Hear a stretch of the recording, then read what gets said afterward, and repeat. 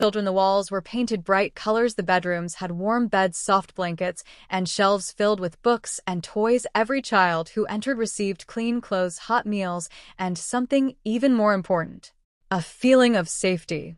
She named the shelter Daniel's house.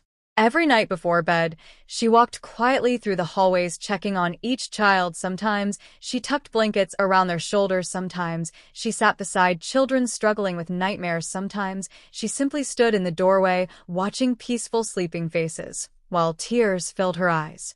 Because each child reminded her that even after unbearable loss, love could still survive.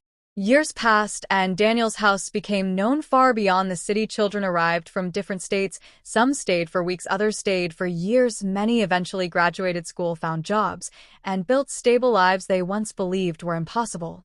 One girl named Sophia arrived at age 12, unable to read because she had spent most of her childhood homeless. She was angry, withdrawn, and terrified of adults. The woman spent countless evenings helping Sophia learn simple words, one sentence at a time. Years later, Sophia stood on a stage, graduating college with honors, while holding back tears during her speech.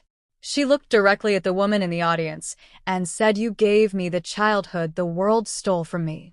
The entire room stood applauding while the woman silently cried, clutching Daniel's old photograph inside her purse.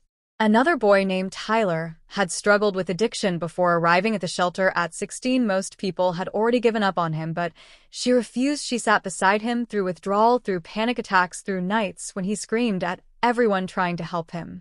Today, Tyler works as a counselor, helping homeless teenagers recover from trauma and addiction. He often tells them that one woman saved his life simply by refusing to stop believing in him.